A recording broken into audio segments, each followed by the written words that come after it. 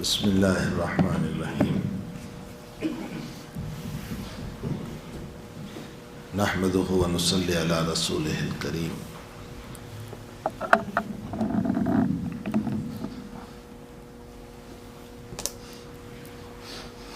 قال اللہ تعالی فی کلامہ ربنا وابعث فیہم رسولا منہم یتلو علیہم آیاتہ ویزکیہم ویعلمہم الکتاب والحکمہ وَإِن كَانُوا مِن قَبْلُ لَفِي ضَلَالٍ مُبِينٍ۔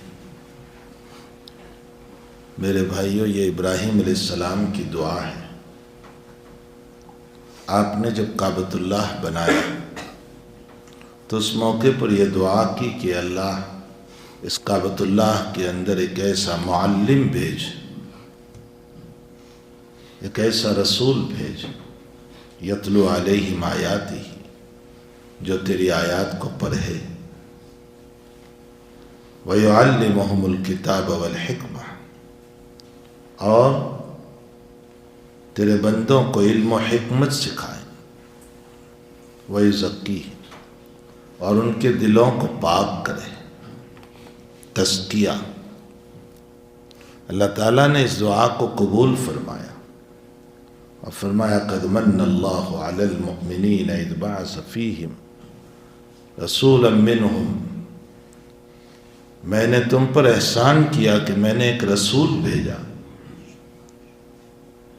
وہ کیا کر رہے ہیں؟ یتلو علیہم آیاتہ، وہ قرآن پڑھ کر کے تمہیں سمجھا رہے ہیں۔ وَيُزَكِّيهِمْ، تزکیہ کو اللہ پہلے لے آیا۔ ابراہیم علیہ السلام نے چوتھے نمبر پر رکھا تھا، وَيُزَكِّيهِمْ۔ اللہ نے جب بیان کیا تو دوسرے نمبر پر لے آیا، وَيُزَكِّيهِمْ۔ اشارہ فرمایا اس بات کی طرف کہ دلوں کی صفائی کی بہت اہمیت ہے،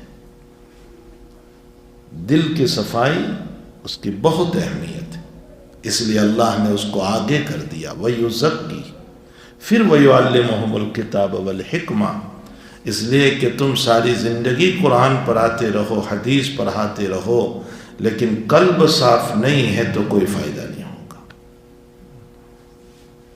تزکیہ، دلوں کی صفائی۔ اسی لیے بزرگوں کے وہاں، خصوصاً چشتیہ کے وہاں، جو سلسلہ چشتیہ ہے ہمارا، اس سلسلے کے اندر پہلا کام یہ ہے کہ اپنے دلوں کو اخلاق رذیلہ سے صاف کرو، اس لیے کہ اگر گندگی بھرے ہوئے برتن میں نیکی بھی ڈالو گے تو وہ بھی خراب ہو جائے گی۔ ایک برتن ہے، وہ گندا برتن ہے، اس میں اچھا ملک ڈالو گے تو بھی وہ خراب ہو جائے گا۔ تو پہلے دل کی صفائی۔ صوفیہ اس کی مثال دیتے ہیں کہ ایک انسان عطر لگانا چاہتا ہے لیکن بدن پر گندگی ہے، کپڑے گندے ہیں اس کے، تو عطر کا کوئی فائدہ نہیں ہوگا، بلکہ عطر بھی بدبو میں بدل جائے گا۔ اس لیے پہلے اس کو کہا جائے کہ گندگی بدن کی دور کر، تیرے کپڑوں کو نکال جو گندے ہیں، جو گندگی لگی ہے اسے صاف کر، اور اس کے بعد عطر لگائے گا تو اس کی خوشبو محسوس ہوگی۔ بس ٹھیک اسی طرح عبادت کی حلاوت اور لذت تب آئے گی جبکہ پہلے دل کو صاف کریں گے۔ اگر اسی کی صفائی نہیں ہے تو اس صورت میں ہمیں عبادت کی حلاوت اور لذت اور جو ہے اللہ کی طرف توجہ کبھی نہیں ہو سکتی۔ اس لیے دلوں کا تزکیہ، دلوں کی صفائی یہ بہت ضروری ہے۔ عجیب و غریب بات یہ ہے کہ اگر دل کی صفائی کے بغیر عبادت کرنے بھی جائیں گے، اس کو تسبیح پکڑوا دی کہ ذکر کرو خوب، اور دل صاف ہے نہیں، تو یہ تسبیح اور بگڑنے کا ذریعہ بنے گی۔ کچھ سمجھ میں بھی آئے، دل میں جو کینہ ہے، حسد ہے، کبر ہے، بغض ہے، اس کو صفائی کی نہیں، اور ایک تسبیح لے کر کے وہ اللہ اللہ کرنے لگا اور نمازوں میں خوب جانے لگا اور تزکیہ اپنا نہیں کر رہا ہے، تو یہ عبادت میں اور زیادہ خراب ہو جائے گا۔ کیسے خراب ہوگا؟ بزرگان دین فرماتے ہیں وہ اس تسبیح کے بعد، وہ اس عبادت کے بعد اندر کی برائی اور کبر کی وجہ سے اپنے آپ کو بہت بڑا وقت کا شیخ سمجھ لے گا۔ وہ سمجھے گا کہ عبد القادر جیلانی کے بعد میرا ہی نمبر ہے، اب میں ہی ہوں ان کی جگہ۔ یہ کبر کیوں پیدا ہوا؟ اندر میں صفائی نہیں ہوئی۔ اگر اندر کی صفائی ہوتی تو یہ اللہ کا احسان مانتا، حق تعالیٰ کے سامنے اپنے آپ کو جھکاتا۔ تو اسی لیے صوفیہ اور بزرگان دین فرماتے ہیں اپنے دل کو صاف کرو۔ دل صاف کیسے ہوتا ہے؟ میں بہت مختصر 2-3 باتیں عرض کروں۔ دلوں کی صفائی، پہلے تو بزرگان دین جو ہیں بہت ہی زیادہ جو کام کرواتے تھے۔ شاہ عبد القدوس گنگوئی رحمۃ اللہ علیہ کے سلسلے میں آتا ہے عشاء کے بعد ذکر شروع ہوتا تھا تہجد تک۔ ہے اتنی قوت ہم میں؟ برے حضرت رائے پوری شاہ عبد الرحیم صاحب رائے پوری رحمۃ اللہ علیہ کے وہاں پورے سال پابندی کے ساتھ 2:30 بجے تک میں تہجد سے فارغ ہو جاؤ اور 2:30 بجے سے ذکر شروع کرو فجر تک۔ ہمارے اعضاء اتنے نہیں ہیں کہ ہم وہ ذکر کر سکیں، اور یہ مسئلہ مسلم ہے کہ زمانے کے گزرنے کے ساتھ ساتھ اکابر جو ہیں کوئی نہ کوئی تدبیر بتایا کرتے۔ ظاہر سی بات ہے کہ وہ تو ہم کر نہیں سکتے۔ ماہر ڈاکٹر کا کام یہ ہے کہ وہ نبض پکڑ کر کے اس کا علاج بتائے، یہ ڈاکٹر کا کام ہے۔ ہم بیمار ہیں، کوئی ڈاکٹر کہے گا آرام کرو، کوئی کہے گا ایکسرسائز کرو، کوئی کہے گا فلاں دوا کھاؤ، کوئی کہے گا پرہیز کرو۔ یہ ماہر ڈاکٹر پر ہے۔ تو اکابر کے پاس ہماری زندگی کو بنانا اور ہمارے دلوں کی صفائی کا علاج ہے۔ ایک علاج نہیں ہوتا ہے۔ حضرت مولانا یعقوب صاحب نانوتوی رحمۃ اللہ علیہ جو اجل بزرگان دین میں سے ہیں، حضرت گنگوہی کے پاس بیعت ہونے گئے تو فرمایا تمہاری احادیث نے تمہیں صاحب نسبت بنا دیا ہے، بیعت کی ضرورت نہیں۔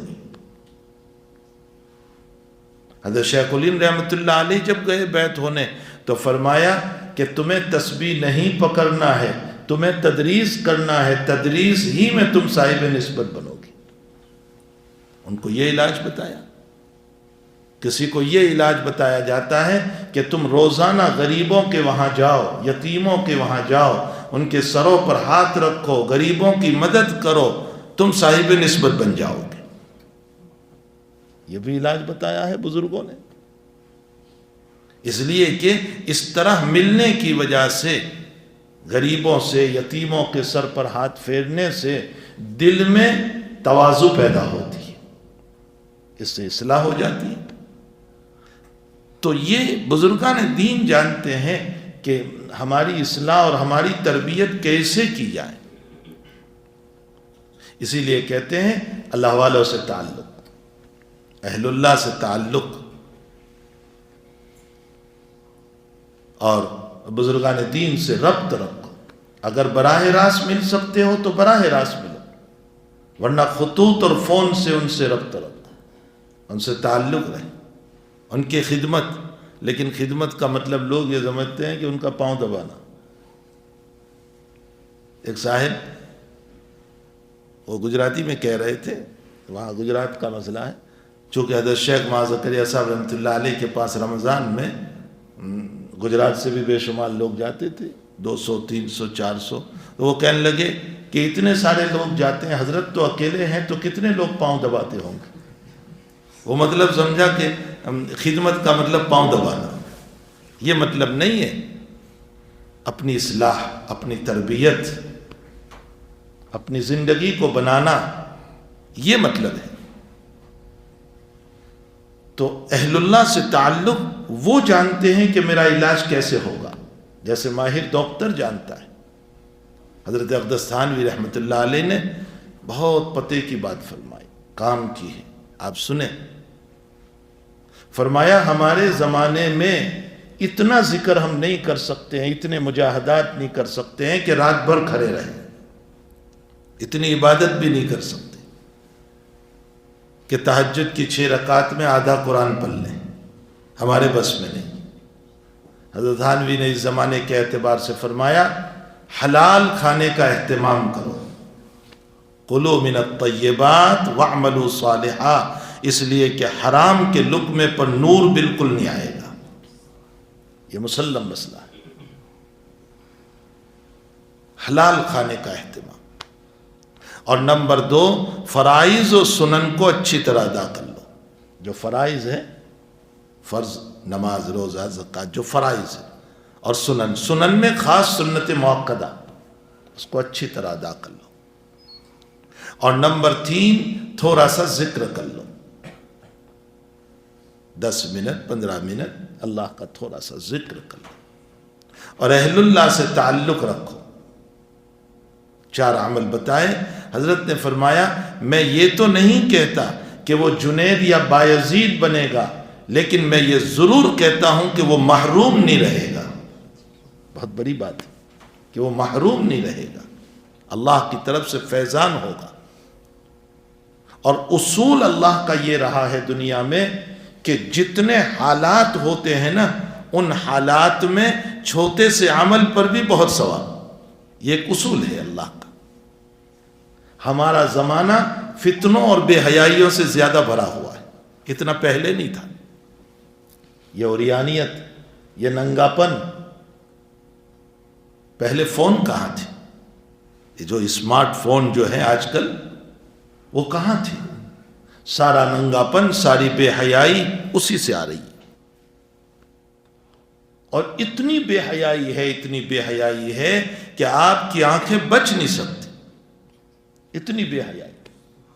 اور زمانہ اس حد پر پہنچ چکا ہے کہ اب زنا کو حلال کر کے، زنا کو حلال کر کے باقاعدہ اس کو جواز کا فتویٰ دیا جانے لگا، اتنی بے حیائی۔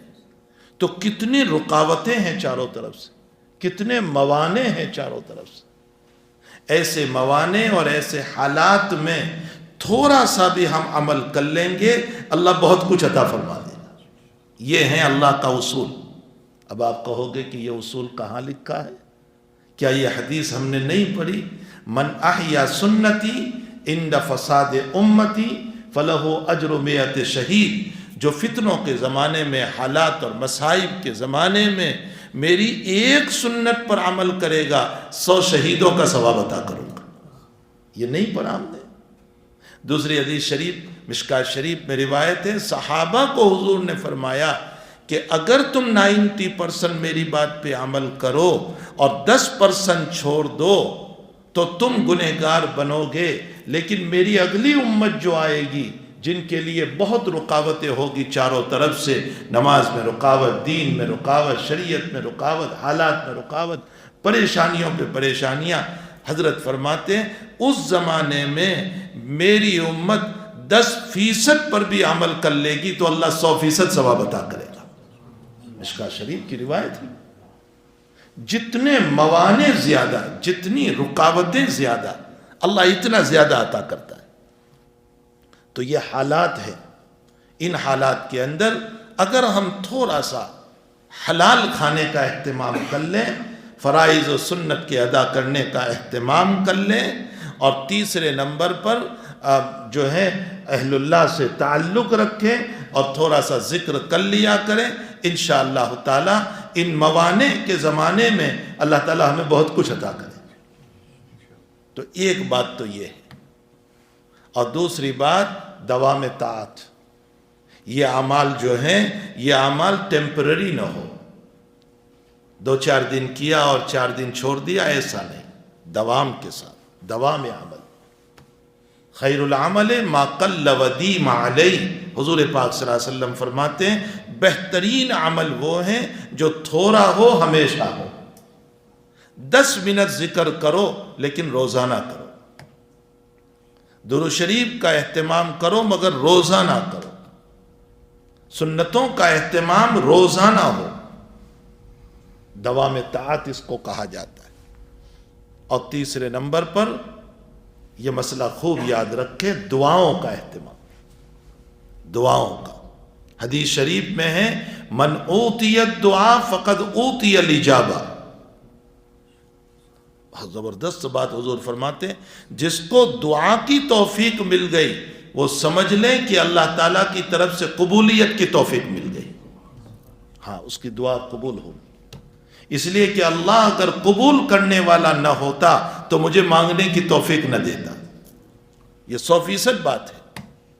اس نے مانگنے کی توفیق دی، اس کا مطلب وہ قبول کرنے والا ہے۔ من اوتی الدعاء فقد اوتی الاجابہ۔ تو دعاؤں کا اہتمام اللہ تعالیٰ سے، کیوں دعاؤں کا اہتمام؟ وہ بے نیاز ذات ہے۔ میں نماز پڑھوں، میں روزہ رکھوں، میں زکوٰۃ دوں، میں ذکر کروں، میں سب کچھ کروں، لیکن وہ اتنا بے نیاز، اتنا بے نیاز، وہ کہتا ہے میں محتاج نہیں ہوں، مجھے کوئی ضرورت نہیں ہے، کوئی ضرورت نہیں۔ ہمارے حضرت جی ماں یوسف صاحب رحمۃ اللہ علیہ، آپ نے نام سنا، نظام الدین مرکز میں حضرت جی ماں یوسف صاحب رحمۃ اللہ علیہ ایک مرتبہ تہجد پڑھنے کے بعد نظام الدین مرکز کے اندر کوئی کتاب پڑھ رہے تھے اور اچانک زور سے چیخ ماری، اللہ! خدام جمع ہو گئے، بڑے بڑے اکابر بزرگان دین، یہ حضرت مولانا عمر صاحب وغیرہ جو تھے وہ سب وہاں جمع ہو گئے۔ حضرت کیا ہوا؟ حضرت کیا ہوا؟ فرمایا کتاب میں ایک بات آ گئی جس پر میری چیخ نکل گئی کہ ایک ذرا سا مسئلہ ایک زمانے کے 70 علماء نے ذرا سا بول دیا، حالانکہ وہ کوئی بہت فرض کے خلاف بھی نہیں تھا، معمولی سا مسئلہ تھا، لیکن اللہ نے ایک وقت میں 70 علماء کی ولایت کو سلب کر لیا، محروم کر دیا۔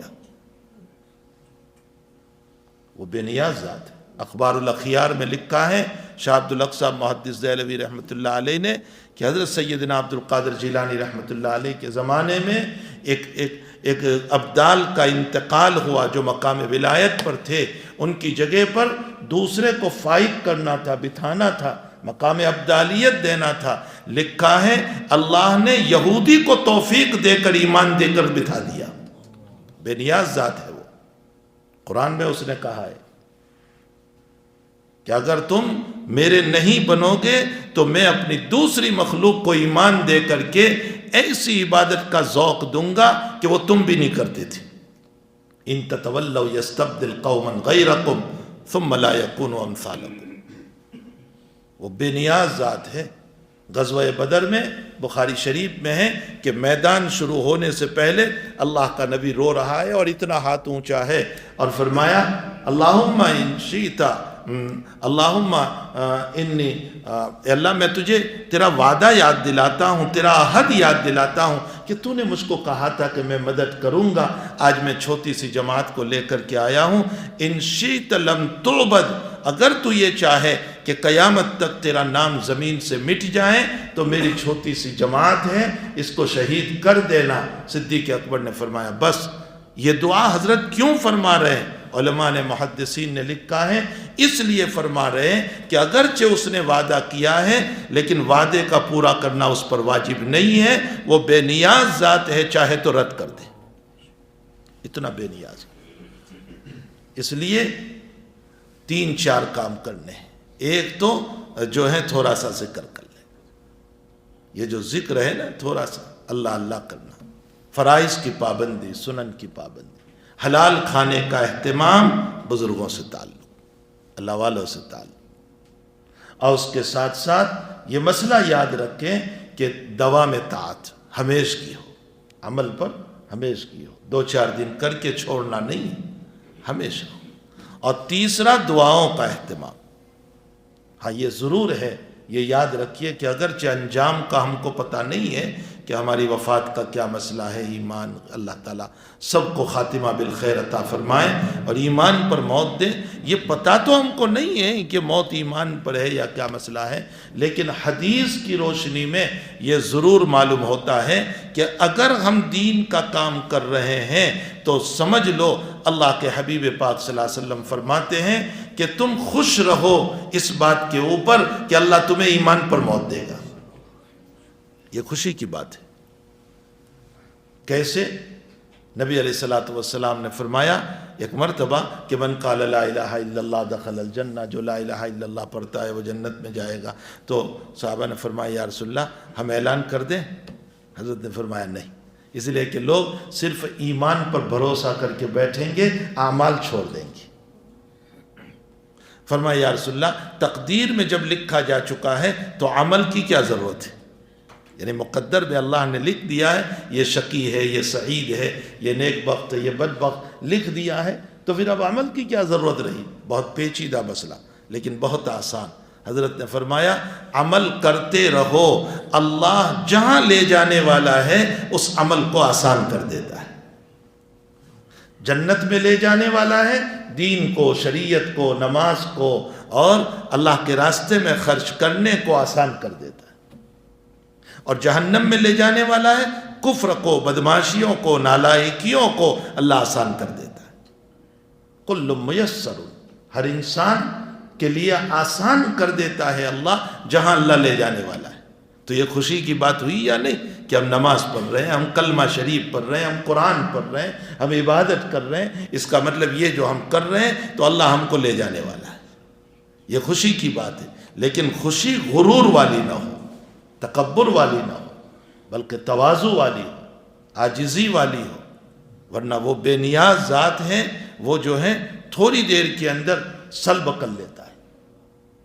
امام غزالی نے ایک واقعہ لکھا ہے کہ ایک صاحب نے جو حافظ قرآن تھا اور کوئی ایسا گناہ کر لیا کہ اللہ نے 1 سال نہیں گزرا کہ قرآن کی دولت کو اس کے سینے سے چھین لیا، وہ قرآن بھول گیا، وہ بے نیاز ذات ہے۔ اور بزرگوں نے یہ بھی لکھا ہے کہ 2 گناہ بڑے خطرناک ہیں، ایک آنکھوں کا گناہ اور ایک غیبت۔ یہ 2 گناہ بڑے خطرناک ہیں۔ فرمایا ان 2 گناہوں پر خطرہ ہے کہ اللہ توفیق سلب نہ کر لے، یہ خطرہ ہے۔ اس لیے ہمیں چاہیے کہ ہم اپنے قلب کو جو ہے گندگیاں جو ہیں اس سے بہت پاک کریں، اس لیے کہ آنکھ تب چلتی ہے جب کہ دل اندر پہلے چلتا ہے۔ یہ جب برائی سوچتا ہے پھر آنکھ چلتی ہے، اگر یہ اندر سے برا نہ ہوتا تو آنکھیں غلط نہ چلتی، آنکھیں غلط نہ دیکھتی۔ یہ اندر سے بگڑا ہوا ہے تب ہی جا کر کے آنکھ غلط دیکھتی ہے۔ الا ان فی الجسد مضغہ اذا صلحت صلح الجسد کلہ واذا فسدت فسد الجسد کلہ۔ اندر کا بگاڑ ہے تو اعضاء غلط کام کرتے ہیں، اور اندر کا بننا ہے تو اعضاء صحیح کام کرتے ہیں۔ تو اپنے دل کی صفائی یہ بہت بڑی چیز ہے، اور اپنے آنکھوں کی حفاظت، اپنے اور ذکر کی 3 قسمیں بتائی حضرات اکابر نے۔ ایک تو اصل قلب سے ذکر، ہر وقت انسان کا دل اللہ کی طرف۔ ہماری جماعت میں دعوت و تبلیغ میں کیوں کہا جاتا ہے اس کو اللہ کا دھیان رکھے؟ بولنا آسان ہے لیکن ہر وقت اللہ کا دھیان بڑا مشکل ہوتا ہے۔ اللہ کا دھیان، یہ تو قلب کا ذکر ہوا، اور ہمارا قلب غافل رہتا ہے، اس لیے ہر وقت زبان سے ذکر کرو، کچھ نہ کچھ اللہ کا ذکر کرتے رہو، قرآن پڑھتے رہو، تسبیحات پڑھتے رہو، درود شریف پڑھتے رہو، لا الہ الا اللہ پڑھتے رہو، یہ زبان کا ذکر ہوا۔ اور تیسرا ایک عمل کا بھی ذکر ہے، اور عمل کا ذکر یہ ہے کہ ہمارے اعمال قرآن و حدیث کے مطابق ہو، ورنہ ہاتھ میں تو میری تسبیح ہے سبحان اللہ سبحان اللہ سبحان اللہ، اور میں بد نظری کر رہا ہوں اور دیکھ رہا ہوں ادھر کی گندی چیزوں کو، اس کا مطلب یہ نکلا کہ زبان ذاکر ہے، آنکھ غافل ہے۔ زبان ذاکر ہے اور آنکھ غافل ہے۔ عمل کے اعتبار سے میرا ذکر نہیں ہے، اور جب آنکھ غافل ہے تو اس کا مطلب قلب بھی غافل ہے، غفلت والا قلب ہے۔ اس لیے تزکیے کی بہت ضرورت ہے، اپنے دلوں کی صفائی کی بہت ضرورت ہے، اور یہ جو ہیں بزرگان دین کی باتیں، اس کے ذریعے سے ہمارے دلوں پر ایک اثر ہوتا ہے، اور اس سے ہمیں فکر ہوتی ہے کہ ہم اپنے دلوں کو صاف ستھرا بنانے والے بنے۔ قلب سلیم الا من اتی اللہ بقلب سلیم، اللہ کہتا ہے میرے پاس اسی کو جنت ہے جو صاف ستھرا دل لے کر آئے گا، ورنہ جنت نہیں ہے میری۔ قرآن میں اس نے کہا الا من اتی اللہ بقلب سلیم۔ اللہ ہم سب کو اپنا تزکیہ نصیب فرمائے، اپنے دلوں کی پاکیزگی نصیب فرمائے، اور ہمیشہ اہتمام کرو توبہ کا۔ صبح فجر بعد گناہ ہو گیا فوراً توبہ، پھر گناہ ہو گیا فوراً توبہ، پھر گناہ ہو گیا۔ اللہ کے نبی فرماتے ہیں ما اصر من استغفر، اس نے اصرار نہیں کیا جس نے بار بار استغفار کیا، بس توبہ سے صاف ہو گیا۔ ارے بھائی میں دنیا کی مثال دیا کرتا ہوں، کپڑے ایک مرتبہ گندے ہوئے، آپ نے اس کو صبح بدل لیے، پھر بچے کو اٹھایا تو بچے نے پھر گندے کر دیے، پھر آپ غسل کرتے ہیں، پھر جو ہے بچے کو اٹھایا اس نے وومیٹنگ کر دی، پھر آپ صاف کر دیتے ہیں۔ جب آپ اپنے کپڑے کو دن میں 10 مرتبہ صاف کرتے ہیں تو دلوں کو بھی استغفار سے 100 مرتبہ صاف کیجیے، کوئی حرج نہیں۔ اللہ کہتا ہے تم 100 مرتبہ گناہ کرو اور 100 مرتبہ استغفار کرو، میں تمہیں 100 مرتبہ معاف کر دوں گا۔ اس کی رحمت بہت وسیع ہے، اس لیے استغفار کا اہتمام اللہ ہم سب کو نصیب فرمائے۔ وصلی اللہ علی النبی الکریم۔ سبحان اللہ بحمدہ، سبحان اللہ وبحمدہ، نشہد ان لا الہ الا انت، نستغفرک ونتوب الیک۔